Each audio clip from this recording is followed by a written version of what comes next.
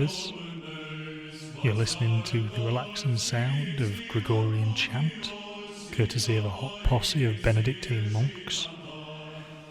There is a tenuous link with today's episode, I should say, but mainly it's just nice to have a moment of calm, isn't it? After the chaos that was Christmas and New Year.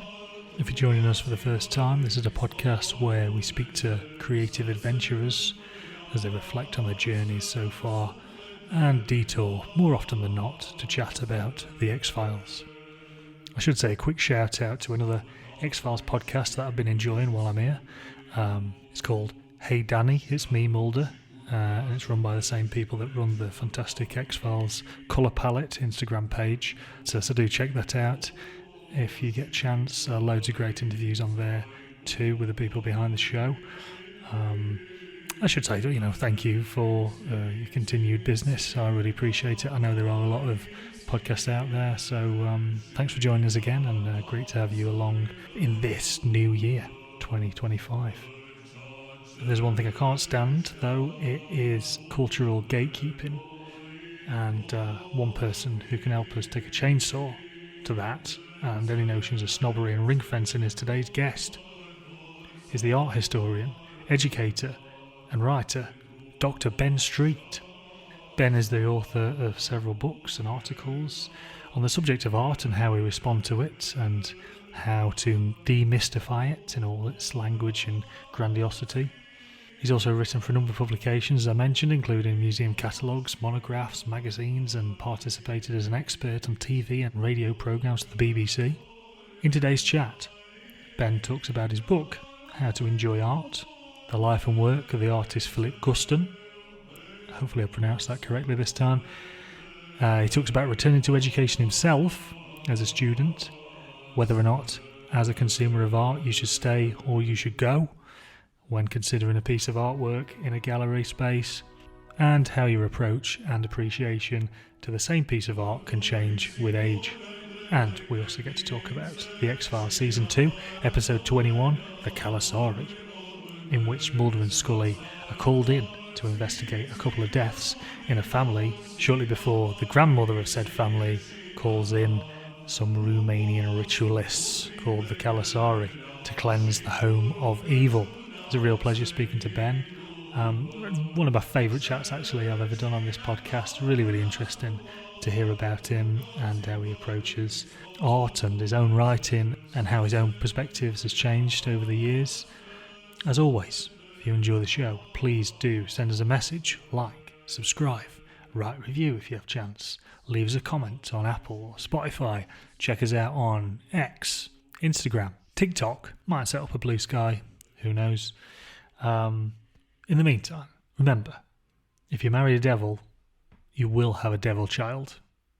Here's Ben.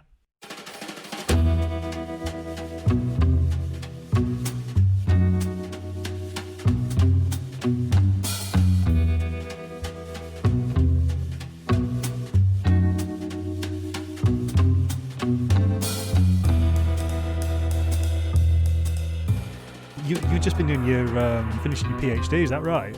So I am now, in fact, a doctor. So it means the door is open for people to make the gags that they always make, which is, oh, can you see? I've got a bad back. Can you have a look? Oh, I'll give that a few weeks. I did do a PhD, and it was something I wasn't even expecting to do, really, because I've been freelance as a kind of writer and teacher and lecturer for a long time, and then I kind of got an opportunity, not a little bit of funding, not that much funding, to do one, and so I kind of returned to education after about 18 years off, and just finished it. I just got my doctorate, like 2 weeks ago. Fantastic. And what was that like coming back to I suppose you've been in education, but from the other side, what was that like coming back to it after all that time? Well, it was interesting because, my sort of background really is writing for a general audience. And when you write a PhD thesis, it is not for a general audience. In Yeah, fact, right. you always hear these horror stories of people being told, "Oh, your writing is too accessible." That sentence makes sense. You can't be writing sentences like that. So, no, by the way, I hasten to add that's not the advice I got from my supervisor, but I. But I have an instinct, a slightly journalist instinct maybe, of writing at speed to deadline, right?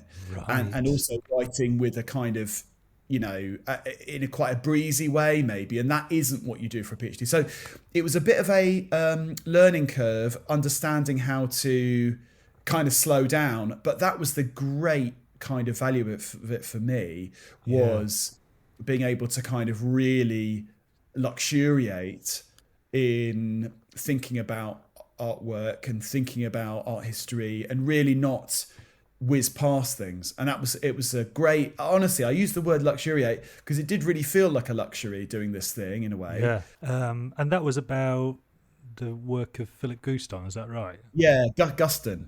Guston. Yeah.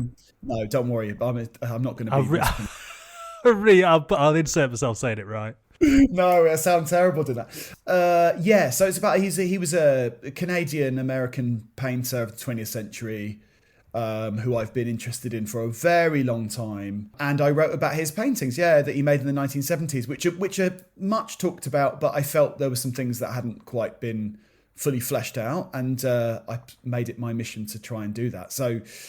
Yeah, and it was great. It was an amazing experience because once you start doing that sort of work, people start to take you a bit more seriously in certain areas, which is another learning experience for me. Because, I managed to go visit his studio, for example, he died in 1980. His studio is not open to the public. I never thought I'd get to see it, but it's because I think I was at a certain level of seriousness in my research that they said, "Oh, actually, no, you can come." So he lived in Woodstock, which is Right. upstate New York, Yeah. where Dylan lived for a while, Bob Dylan, and it's an amazing area, very interesting part of the world, and I got to visit his studio, which was incredible. That was last year. So what was his practice like around that time then? Had he gone through that sort of, I don't really know his work that well, I know there was an exhibition recently about at the Tate about Yeah, him, yeah, but yeah.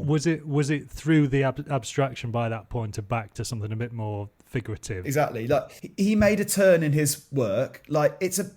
I mentioned Dylan. I just sort of mentioned Dylan by passing, just because I just saw Bob Dylan live recently. Oh, And did I'm a fan. you?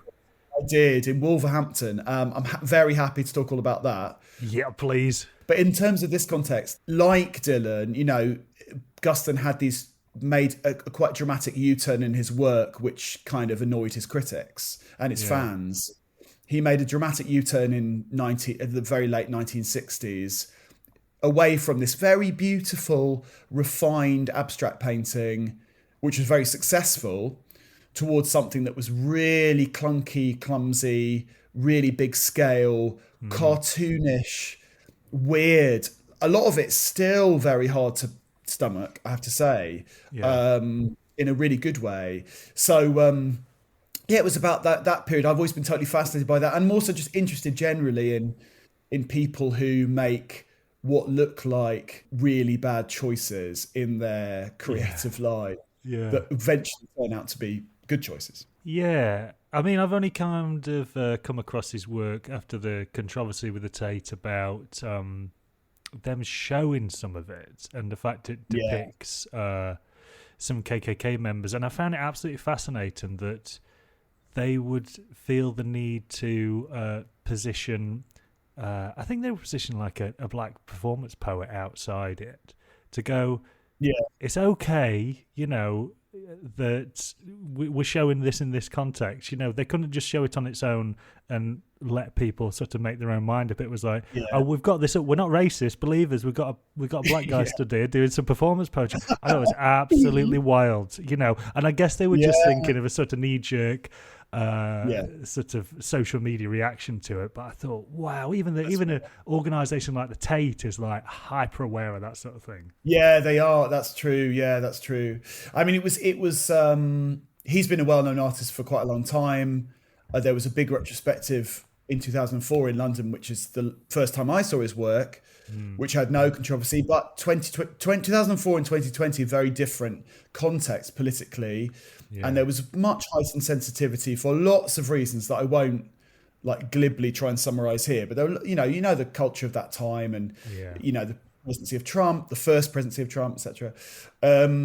So there's great sensitivity, but yeah, his paintings became a bit of a fall guy for that, and Yeah. they are very hard to. In fact, they can't be summarized as one thing or another. They're like ambivalent things, Yeah. and that is quite problematic for some people because some people want their art to be one thing or another, Yeah. but his art was one thing and another, and that was a bit of a problem. But I think that's sort of that'll be looked on as a specific as like a way that art exhibitions kind of intersect with politics and with social media and with conversations around race, that will be different conversations in the next time there's a show of his work in a decade or whatever. Yeah. So yeah, it was an interesting time to be researching his work and be thinking about him actually. Is there from your travels? I know you've worked in the States and here as well. Yeah. Is there a maybe just in terms of how people approach him, but also in a kind of wider context? Have you noticed differences in the way that audiences approach, let's say, work in an art gallery in the States to how people walk around an art gallery in the UK? Is there a different way of digesting art that the Americans do, or is it broadly the same? When people walk into a gallery, they all pretty much do the same thing? It's a good question. I hadn't really thought about it, but I think that I mean, I worked in New York, so I worked for Museum of Modern Art, which is a great museum, but it's Mm. very different. So I worked in a lot of work in that museum and a lot of work in the National Gallery in London. Now, those are two quite interesting points of comparison. I mean, they're different, they're different artwork that they show and stuff, but Yeah. the National Gallery is a free public museum. And right now, as I speak, it's got this kind of quite complicated security system getting in. But generally speaking, with the National Gallery, you can wander in off the street Yeah. and look at something and go out in 20 minutes. And I knew a lot of people, especially older people, who would do that, who would go to the National Gallery every day or every other day and go and listen to a talk and stuff. But that wasn't the case in New York for me, because those museums were all, well, it's now $25 to go to MoMA. So people do behave differently Right. because they feel they want to get their money's worth. Yeah. And they didn't it's not really the same thing in the UK. But that's only the sort of the difference between a kind of public and a private museum. I think in terms of the way people behave, it's pretty similar. But I think that's the great, amazing beauty of where we live, to have free museums, which is Mm. kind of unheard of if you go into Europe. It's an amazing privilege, really, just to pop in and see something for 10 minutes and then go out again, which you can do, which just isn't available. If you live in, I don't know, if you live in Madrid or something, you've got to queue up and you've got to pay to go to the Prado, whatever. You don't have to pay Right. for National Gallery or anything. We're so lucky. So I think that affects a lot of the way people behave and the way people engage with stuff. I'm really interested in how you came to a point to write, let's say, How to Enjoy Art, your book. Was Oh, yeah. there a specific moment when you thought, or something that riled you up, where you thought, I need to write this book, get it out of my system, to almost democratize art again? To go, Yeah. did you see something? Did you see people interacting with work in a gallery and go?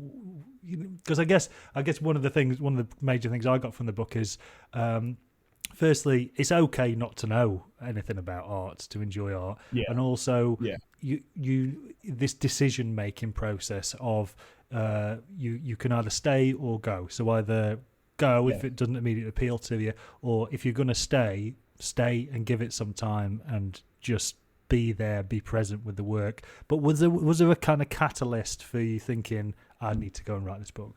Yeah, I think actually there was. And the catalyst was that I used to do talks at the National Gallery Mm. for little kids and adults.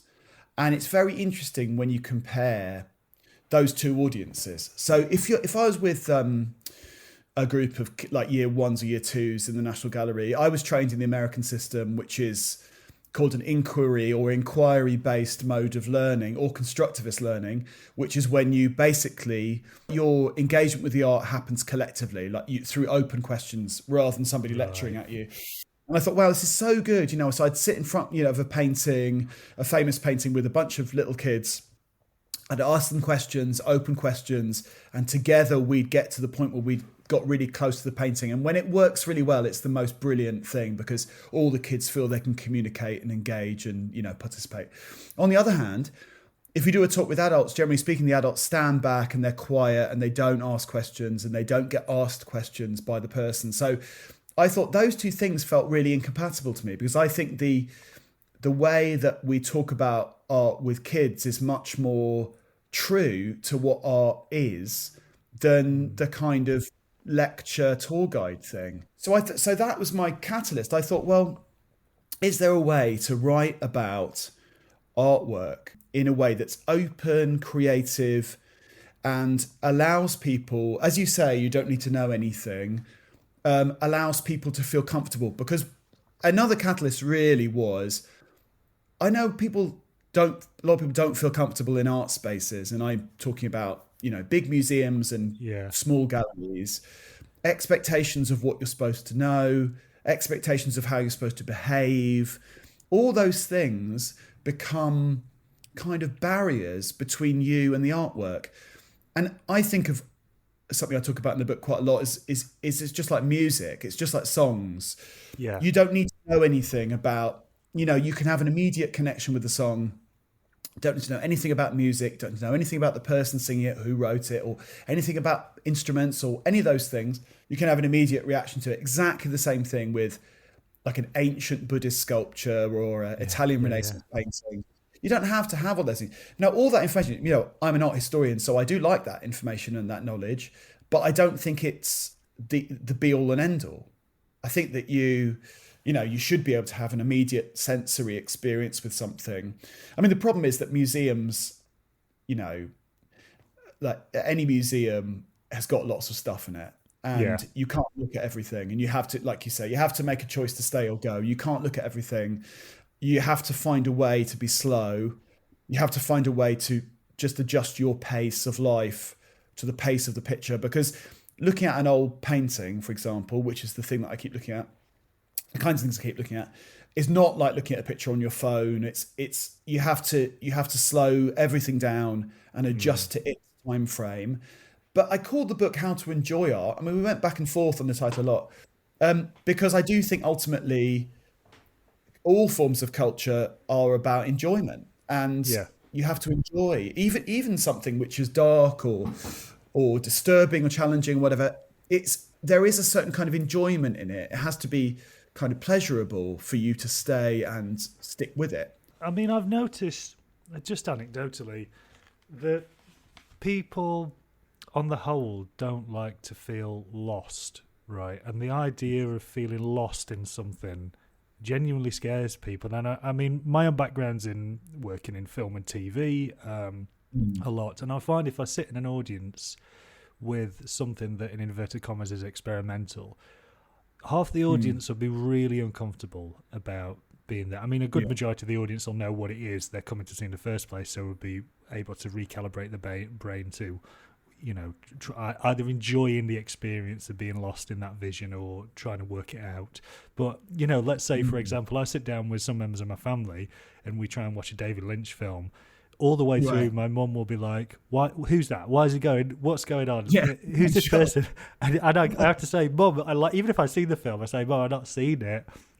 Is there not an enjoyment to the process of feeling like lost and giving the responsibility over to the filmmaker, and you're in the hands of the filmmaker?" And I guess there's maybe an element of that when you go into a museum. It's so or a gallery. It's so overwhelming that Yeah. people have a physical effect, and I guess people don't like feeling silly as well, and maybe that to Yeah, your yeah, point yeah. about No, of people course. like Yeah, adults, the weight of society on adults not to feel silly. They will stand back, and they're yeah, not prepared to ask a question that's, a child has not got any of that and is happy yeah, to feel yeah. lost and like, what's that and who's that, why is that person doing that?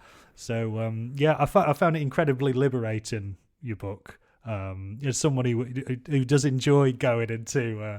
into galleries and enjoying art, but also just this idea of slowing down, and enjoying something. Yeah, yeah, for sure. That's the only way to do it. I mean, there is only one way to do it. But your analogy of David Lynch is really great, because if you sat someone down with David Lynch for the first time, yes, there's a great pleasure in getting lost. And I remember as a kid watching, like, just stumbling across weird movies late at night on Channel 4 and stuff, and Yeah, going, I've no idea what the hell this is, and all that. But if you want to not alienate somebody, if somebody's not inclined towards that kind of thing, you just need to prepare them. You don't need to know, like, for example, David Lynch, you don't need to know his whole life story. It's helpful to go, right, this isn't going to be like Top Gun Maverick. It's not going to yeah, have the beats like it's just a different kind of thing. So just prepare yourself a little bit for that, because if you go in with expectations that come from other kinds of things, you're going to be disappointed and you're going to be annoyed and you're going to be bored. And it's exactly the same thing. If I say, look, we're going to go in and see paintings by, I don't know, like let's go to the top, Leonardo da Vinci or something. You say, look, these are they were made really slowly. They were made at a time when artists worked to commission. Yeah, you have to just get yourself in the right framework. And I wouldn't ever say, look, he was born here and he died here and X, Y, Z, because I do think there's a tendency with art, which there isn't with music and other forms of culture so much, just to fire information at things, like a high pressure jet of information gets shot at a picture, and it becomes totally overwhelming, and it becomes, I don't know, look, you go to a museum or gallery and often there's more reading to do than there is looking.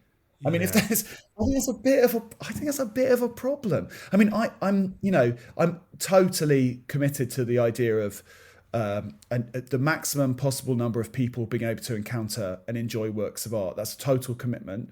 yeah, But I also think that you have to treat your audience with respect, and you have to recognize that they are also able to look at things and encounter them in their own way. They don't need to have. There's too much data. yeah, It's too much data. There's too much reading. There's too much reading and not enough looking. And the problem is that people don't necessarily know how to look. Like, what you're supposed to do. Like, you stand in front of an old sculpture or something. It doesn't move. There's no time limit. yeah, How long are you supposed to look at it? We don't know. You could look at it for a year, or you could look at it for 5 seconds. Totally could. But the only way you're going to get something from it is that you have to give it a bit of time, yeah. And you also have to, therefore, make a bit of a sacrifice and say, look, I'm not going to do this with everything, but there's something about this one thing I'm seeing that's stopped me in my tracks, and it's got might have a nice seat in front of it. Get on the seat, and you have to take your time, because the information that's on the label, again, I just go back to music. I think, wow, okay, so my references are so canonical today. I don't know why, but like, there's a really great book about the Beatles called Revolution in the Head, very famous right, book, right, which goes through every single song, and it tells you loads of stuff. It's great. The way it was written, the references in the song, the way it was recorded, all those things are great. But that's all kind of contextual. It doesn't really tell you why the song itself speaks to you. It doesn't yes, really tell you why you know what I mean? Like, and I feel it's the same way with lots of text in museums and on audio guides. All that stuff's interesting, no doubt it is. But that's not really where the art is. That's just the context in which the art was made, if you see what I mean. yeah. I'm also fascinated by this idea that artwork doesn't change, but you as a person change. Yeah. Yeah. Was a particular work that you've seen earlier in your life that you absolutely detested and now you find some enjoyment in, and vice versa? Has there been things that you've absolutely loved and now that repel you? Yeah, for sure.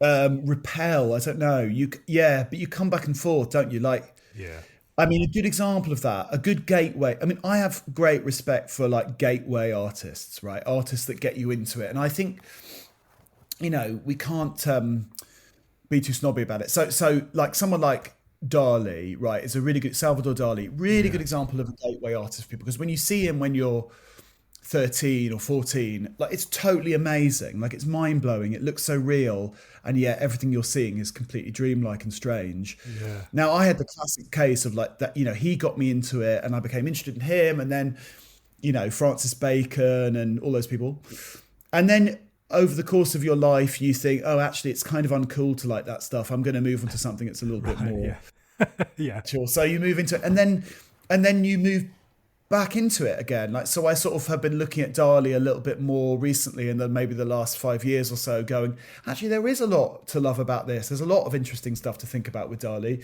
But I think it's really interesting that the art is just waiting for you to rediscover it. It's just sitting there, like yeah, you'll come back around. yeah, Generally speaking, I don't think there's anything I've looked at.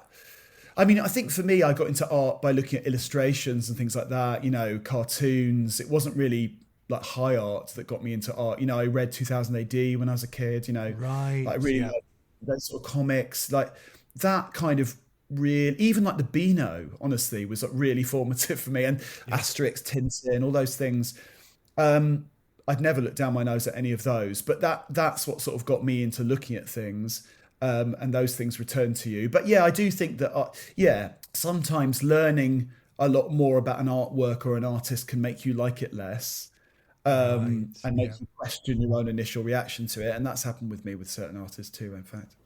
Yeah, I've Ever had so long. a strong sort of reaction to Jake and Dinos Chapman in the last couple of Oh years. yeah. The more I learn about Jake and Dinos Chapman, the less I like their artwork Oh, because negative that, reaction. yeah, Okay, yeah, yeah, because they would sort of like to what you were saying. These gateway artists, I saw them at age 14, 15, and you go, I yeah. cannot believe someone's allowed to do this, Oh and they're yeah. not, in a gallery space, and just I grew up watching horror films and Yeah. and just looking into those dioramas and those miniatures and some of the bigger work as well. I just thought it was Totally. absolutely wild that you could kind of get away in inverted commas with doing that. But now Totally. I don't know if I think it's uncouth now, but they probably like the fact that it's uncouth. But so very disreputable, isn't it? But I guess yeah, it's No, just a no. process, isn't it? Yeah, it is a process, but no, that's true. I mean, that's funny. I had a very similar. I remember seeing their work and having a really similar reaction and just going, "This is nuts! I can't believe it." But it Yeah. also, again, those guys, that generation of artists who came to prominence in the '90s. I still have kind of, you can roll your eyes at Damien Hirst and people, but they were really important for me in terms of just understanding that art had a lot more to say and a lot more to Mm. communicate than I thought it had. I mean, so yeah, yeah, I know what you mean though. I mean, there are definitely things that I found really appealing, probably Jake and Dinos Chapman, yeah, and Hurst and people when I was that age, and you sort of think, oh God, what was I doing? Yeah. It leads to other places, and it's a bit like food. It's like there are things that you love when you're a kid that are easy to eat, and you get a bit frightened of, I'm experiencing this with my daughter at the moment, of eating something that's a little bit more daring, but your palate develops, Yeah. like it does become more. It's like a muscle. It's like you have to strengthen it. There are some artists and artworks that aren't immediately enjoyable, and as there is with music and everything else, that doesn't mean that the quest to get into them isn't worth doing. Yeah. It just demands a bit more of you. And what I really love about looking at art is that there are some artists that are always going to give you a good time, and there are some artists that are always going to give you a hard time. Yeah. Is it how is it seeing art through your daughter's eyes then? Has that been an interesting process, seeing Yeah. how she interacts with the art world? Yeah, it's really interesting. I take her to things. Yeah, she likes Tate Modern a lot. She's not Yeah. that interested in the National Gallery. She likes the portrait. Oh, I tell you what she loves. This is mad. I took her to the National Portrait Gallery, which has had a refurb over the last couple of years and is really, really nice and very welcoming. Yeah. And we walked around. Well, we ran around. We went quick. And I you showed did, her. you did. What's that old French film where they run through the Louvre? Oh yeah, that's right. That's right. What is that? When It's they like peg band it through apart, the. isn't it? Yeah.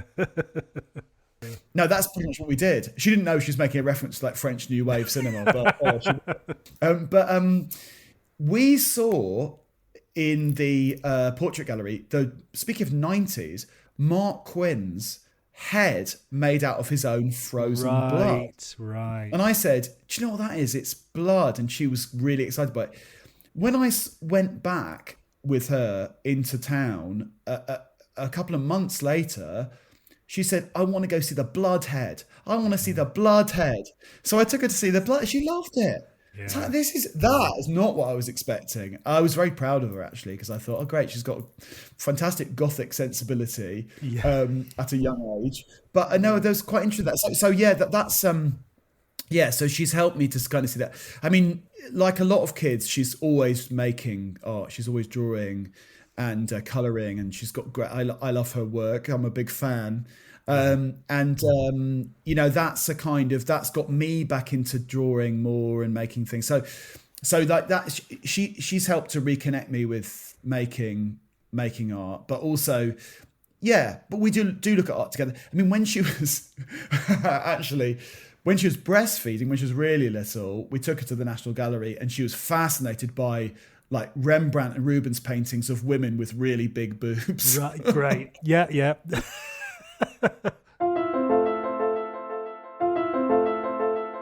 This episode of The X-Files we're going to talk about is Season 2, 21, The Calusari, directed by Mike Verger and written by Sarah Charno, who wrote another couple of X-Files episodes in this season. Firstly, what's your relationship like with the show, if you have one? And following on for that, what was it like watching this episode, just coming to this episode as a kind of standalone? Well, I thought I hadn't seen all the X-Files. I thought I'd almost never seen the X-Files. And I told my wife that. She was horrified. And then when I started watching, I thought, oh no, I have seen the X-Files. I had only seen it in quite a casual way, I think. Sure. So I was never a die-hard fan, but I will say I really enjoyed this episode a lot. I was completely taken in by it. I mean, it's a kind of Exorcist fan fiction episode, right? Yeah. That's the way it feels. And I'm a big fan of The Exorcist and of horror movies generally, and of, you know, things like demonic possession. I'm all for, you know, not in reality, but in films and telly. So I liked it a lot. I really enjoyed it. I mean, do you want me to summarize the plot? Can I manage to summarize the plot? Yeah, well, what I usually do is a bit of I just talk through what the intro is. So the intro of this episode, we open in an amusement park. Poor old 10-year-old Charlie doesn't want his ice cream. His mum and dad trying to give him this ice cream. He doesn't want the ice cream. He doesn't seem too fond of his little baby brother, who looks like a 2-year-old waddling around. Charlie has got this kind of, he's got great dark eyes. You know, it's like in Halloween when Loomis talks about the child's got the devil's eyes. This child has definitely got the devil's eyes. He's being very brattish. And initially when you see his behaviour, you think that you need to tell that child off. But as you see the course of the episode go on, I warmed more to Charlie over the course of the episode. His mum takes the baby brother to the toilet, hooks the toddler up. She checks that the toddler's still there. And there's this balloon throughout this entire bit where the dad gives poor old Charlie's balloon to the baby. Charlie's not happy about that. Anyway, the toddler's holding this balloon in the toilet. The balloon seems to float off out of the toilet block of its own accord. The toddler goes off after it. Mum comes out of the toilet screaming and shouting, can't find the little toddler. And at that point, the toddler wanders onto the tracks of this like miniature train. In quite a kind of ghoulish scene, because Charlie's watching this whole thing take place, and then sadly that's the end of poor old little toddler. So it's very it's nicely orchestrated, that opening, because you've got the dynamic between Charlie and his brother, but over the course of the episode you realise that there's this group called the Calusari who are sort of friendly with the kid's grandma, The grandma thinks that Charlie's actually a devil child. The mum of Charlie doesn't believe it. I mean, we're sort of like, we're with the mum throughout a lot of it, or sort of on the mum's side, because she just cares about Charlie, and she thinks that the social worker that turns up from the FBI, she doesn't trust her. She doesn't trust mum because this group, the Calusari, that are getting involved. She certainly doesn't trust Mulder and Scully either. So it's like you're on this kind of journey with her. Was there anything? Yeah. Was there anything? Any other particular moments in the show that sort of stood out for you? Well, I spent quite a lot of the time trying to figure out what nationality the Calusari and the wife were supposed to be. I was like, what is that? What? And then quite late in the episode, she announces that they're Romanian. So I go, okay, all right, they're Romanian. But it felt like a generic kind of, it was slightly like voodoo. It reminds me a little bit of the way like voodoo is represented in Live and Let Die, and so, Sure. Or you think, oh, what is it? Sort of vaguely? There's some creepy stuff with candles. There's like a bucket of blood, or is it a bucket of blood or something? Yeah. And there's cockerels who get killed. You think, okay, there's no spoilers, but there is one scene that did make me laugh out loud, which is when the cockerels are used as a weapon. That's great. Oh, you can be as spoilery as possible, because I think most. Okay, so the cockerels kill. Wait, who do the cockerels kill again? They kill... Yeah, Granny, don't they? They go to town on Granny. You think, those cockerels, I don't know. I don't want to be too literal, but I thought that was a bit... It slightly lost me. But I like the tropes of horror. You know, the balloon is a bit like It, isn't it? It's like... And there's that thing of the costumes, as you say. He's a bit like Damien from The Omen, isn't he? The kid, you know, like you said, children in horror. You know, it's a noble tradition, right, of these kind of weird kids. Yeah. We know that children can seem quite alien and strange, can't they? I think as parents, we can case. Yeah, there's a lot. It does. You're right. It does totally pick and choose from a lot of bits. And by the end, we're like you say, we're in full Exorcist territory when they're trying to exorcise poor Charlie from his dead twin, dead identical twin, and the bed's hovering around.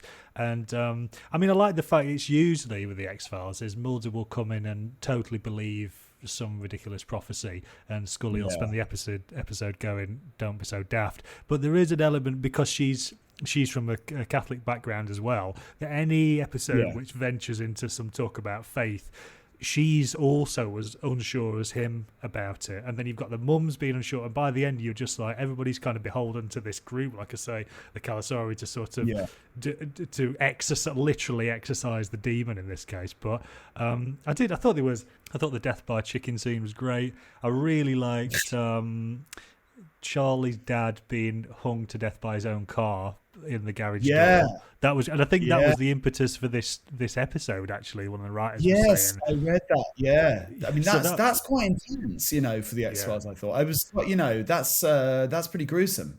Yeah, really gruesome. The window of the car open with his shoe, which was kind of as he's dangling, which I thought was kind of quite a nice little touch there. I like that bit. This the writer of this one, Sarah Shano, she also wrote another one called Aubrey, and that was equally as intense as well. So she really knows how to kind of turn the screw and get under people's skin as well.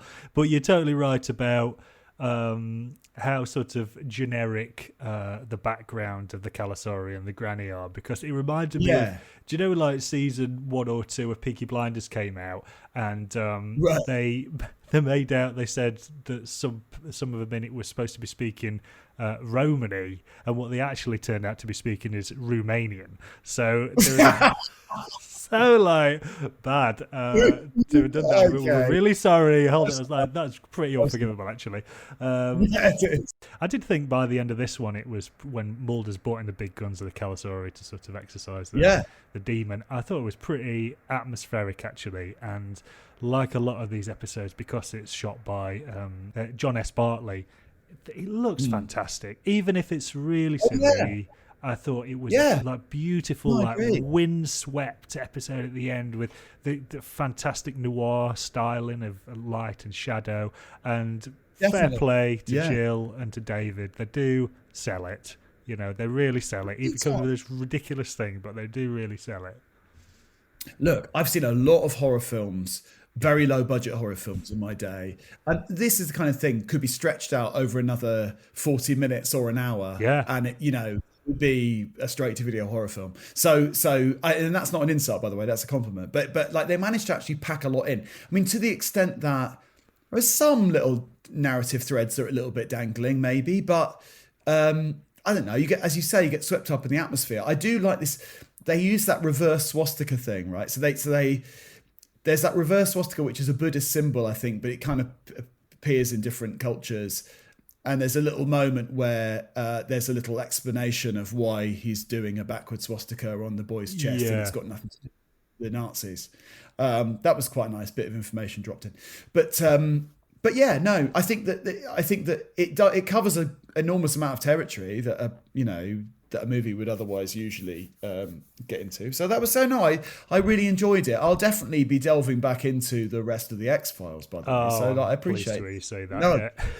Yeah, for sure. I think you'll get a lot of out of it. Certainly these first 3 seasons, because season 2, it really just hit the ground running, and you've got like Vince Gilligan, one of the writers. I speak about it so much on a podcast for the X-Files. I speak about Hannibal so much, the TV show, and I've really got into that. And one of the creatives on Hannibal, Jeff Fleming, was a writer on the X-Files. You get James Wong, who went off to make Final Destination. So you got this whole lineage of like a kind of the X-Files as a kind of breeding ground for really sharp, taut writing. I thought it was great. Have you seen anything horror-wise recently that you've really liked? Well, I haven't seen The Substance yet. I've just been waiting to see The Substance. Great. I mean, I haven't seen any horror. I've got a couple of friends, and we watch horror together because their partners are not interested in horror. We have to find the right time to do it. But we haven't watched anything together for a while. I mean, I'm really hooked on this one guy. There's this great Instagram account. This guy, I can't remember his name, but his handle is Big Fat Cult, and it's all about... It's basically mostly about horror films. And he does great things. I've become really addicted to reading the plot outlines of films I probably won't ever watch. Great. It's a really interesting new hobby that I've discovered. Basically, he talks about films because the guy's got a strong stomach. He will see, and he's a really good presenter. He's very funny and he's very informed and stuff. And he will see movies that you think, oh boy, bloody really, and then I'll hear about it, and then I'll read the plot and go, oh, okay, even reading the plot is slightly stomach churning. So I don't mean that I've become soft in my middle age, but you realize that you have certain limits, I guess, into what you're prepared to expose yourself to. But no, I haven't seen anything for a little while. I used to, when I was growing up, friends of mine and I we were absolutely hooked on very low budget, straight to video. And when we were getting videos out and stuff, horror films from the kind of maybe late 80s, early 90s. So I've seen loads and loads of films from that period, more than anything else, actually, probably more than anything highbrow or intellectual. Nice. I've seen more things on that, and they're great. And you become, it's kind of like anything. You start off and you try lots of different things, and then you become a bit of a connoisseur and you become a bit of a snob. So you start watching something and go, oh no, it's horror comedy. I don't want horror comedy. No. It has to be straight up horror. And so, you become quite discerning, and that's how you kind of develop a taste. I mean, I'm not very interested in the kind of torture ones really. Right. I do like sort of supernatural, and I like quite gruesome things, I guess. I'll tell you what I rewatched recently, which I don't know if it really qualifies as horror. But it kind of is horror. Is The Fly, the Cronenberg, Jeff Goldblum? Yes, I hadn't seen it for a long time, and it's so good. I had totally forgotten how good it is. So I really love Videodrome and stuff, and that kind of body horror thing is great. But it's a really fantastic, very strange kind of sort of romantic, a bit of a romantic comedy in places, weirdly. Very, very good. And Goldblum is at his wildest in that film, really wiry, massive popping eyes, really good. Yeah, well, he already looked a bit like a fly before the transformation. Yeah, so I know. Good on you, Podcasting. But that is I've not seen The Fly for a while, and I keep meaning to get back to it. But I remember I recommend that. it's a bad time, isn't it? You feel dreadful at the end of that film. You feel like you've really been through the You do, ringer. yeah. The Howard Shore score is it's like an opera, it's really massive, and tragic because he just wants to. It's almost like, he just wants to have a family. He's trying to pull her into the old transportation. Him, her and the baby. And I go, I feel sorry for you in a way, mate. But you're gonna have to get shot in the end by the ex-boyfriend. but Wild, I'm a big fan of The Fly. Love it. What are you up to for the weekend, Ben? You got any major plans? Oh, well, we've got birthdays, When you get, we're in the mix with the birthdays. So we've got a birthday tomorrow and we've got my daughter's birthday on Sunday. So, it's going to be really full on and really fun. I mean, the one we got tomorrow is a disco party. So we're now at that phase of disco parties. So we're going to have to dress up and dance. But you know what? I live in a household. My wife and I and our daughters, we are inclined towards performance, dancing, silliness, and things like that. We're not sort of shy or backwards, really. So we're very much ready for our disco party tomorrow. Believe Me is written and edited by me, Chris Boyd, with production support from Steve Marshall. The music is by Johnny Boyle, and our logo is by Russ Brown. If you like the show, please do hit subscribe wherever you get your podcasts, and we'll see you out there next time.